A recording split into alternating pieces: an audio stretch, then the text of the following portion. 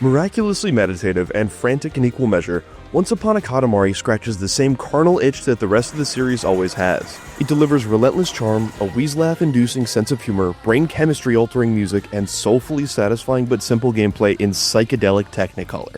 This time-trotting adventure rolls out the red carpet for the prince, the king of all cosmos, the queen, and their cadre of silly little cousins with flamboyant aplomb. And with more levels and a greater focus on replayability, there's more Katamari to go around than ever before. The first new mainline Katamari game in 14 years is just as funny, satisfying, joyful, and energetic as the series has always been. It doesn't try to reinvent the misshapen mass of things you roll around, and that's fine by me, because Katamari doesn't need fixing.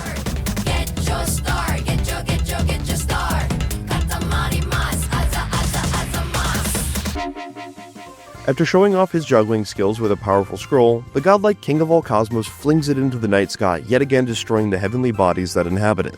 It's up to his son, the prince, to go to Earth and roll up everything in sight to make stars and planets to repopulate the night sky. It might not make sense if you haven't played a Katamari game, or frankly even if you have, but this setup has proven as reliable as Bowser kidnapping Princess Peach and serves as a vehicle for some spectacularly funny stuff.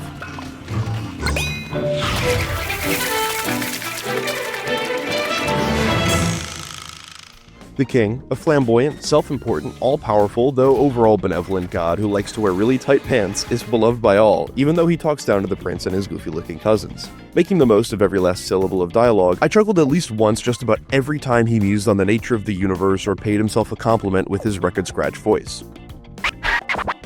Once Upon a Katamari is a masterclass of comedic writing and localization, efficiently using its humor to set up the goal for each level before the rolling starts without ever letting a joke get stale. Completing the level will often reveal a quick and silly scene showing the king or the queen getting up to some kind of shenanigans, like rolling up a bunch of Wild West outlaws into a Katamari after a standoff a la The Good, the Bad, and the Ugly.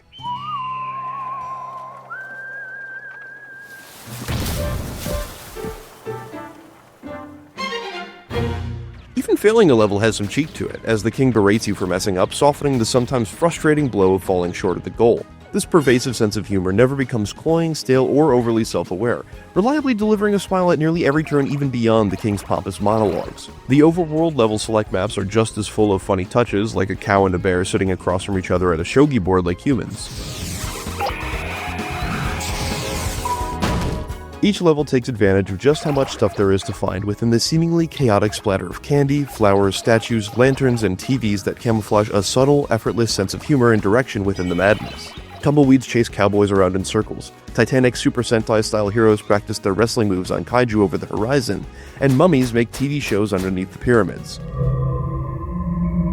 But even in the immense, sometimes overwhelming chaos of each level, every object you can roll up is placed with deliberate care for either comedic effect or a satisfying sequence, like an octopus wreaking havoc on a pirate ship or bottles of milk set up like bowling pins that will quickly push you into the next weight class so you can finally go pick up something big in the other room.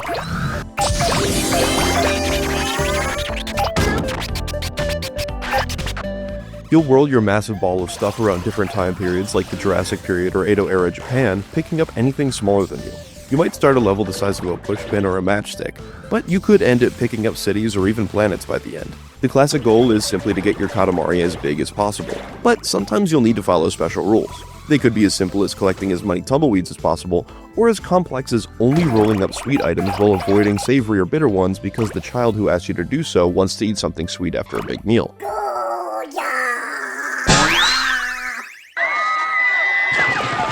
No matter what you're picking up, snowballing into a bigger and bigger collection of books, cannonballs, eggs, and flatware taps into the same inexplicably satisfying, brain-scratching sensation you get from games like Tetris. This gives a zenness to decluttering Japanese palaces and Ice Age caves washed in a low-poly day-glow look. That said, the stages available are unfortunately lopsided, with Edo Japan holding more than double the amount of levels as the next biggest era. I understand that the series has always embraced Japanese culture, but in the context of Once Upon a Katamari's time travel concept, it feels like a lot of ground was left uncovered across the 9 other eras, some of which only host as few as 3 or 4 other levels.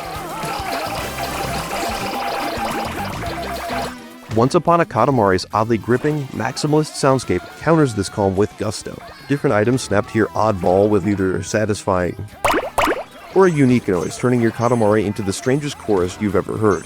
As you roll up a ball of various odds and ends, Once Upon a Katamari matches your collection with an equally eclectic soundtrack. Once Upon a Katamari's Shibuyake soundtrack stands shoulder to shoulder with the musical giants it's following as a spectacular album in its own right, with or without the game to accompany it.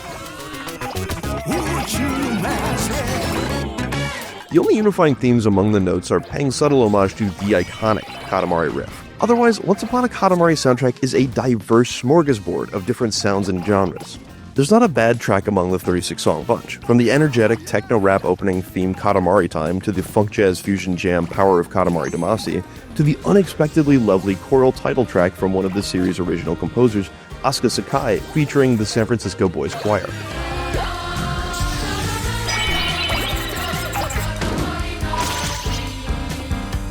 But Once Upon a Katamari is happy to oblige your sonic nostalgia for the other games too, with nearly every track from the series' 21-year history available in a music selector that has a handful of options to tweak.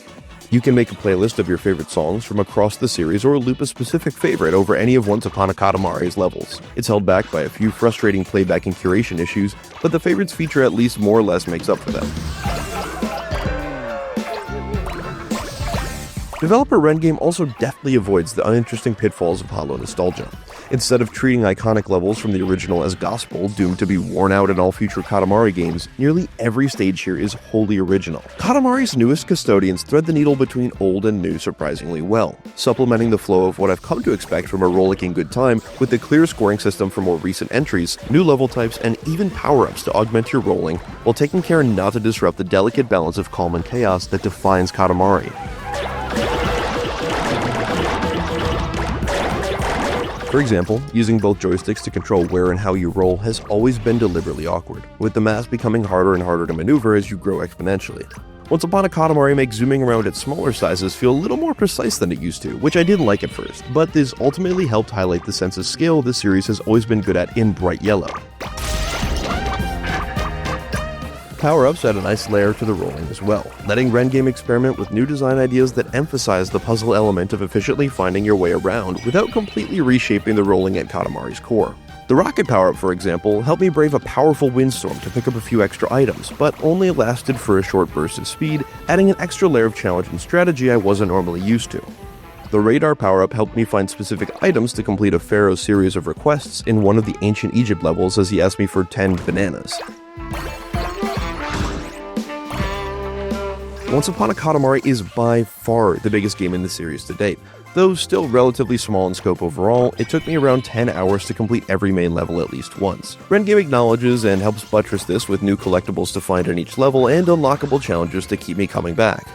In addition to finding new cousins who serve as additional playable characters and gifts that unlock new cosmetic options, 3 crowns are hidden in each stage, adding extra challenges and legitimately compelling reasons to revisit levels. Having a certain number of cousins or crowns will open up extra levels too, adding even more reason to roll around the same place a few times. Challenges aren't as rewarding, but they're a nice nod to players like me who regularly revisit completed Katamari games.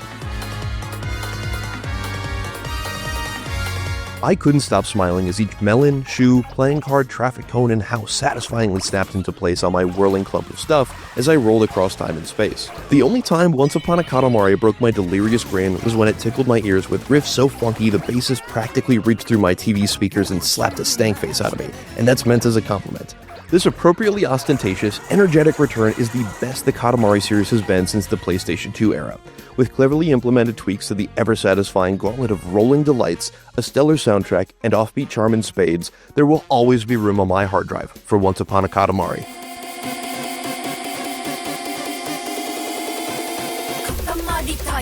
For more, check out our reviews of Keeper or Pokemon Legends ZA, and for everything else, stick with IGN. 言うと上がる言葉だから王子はナンバー2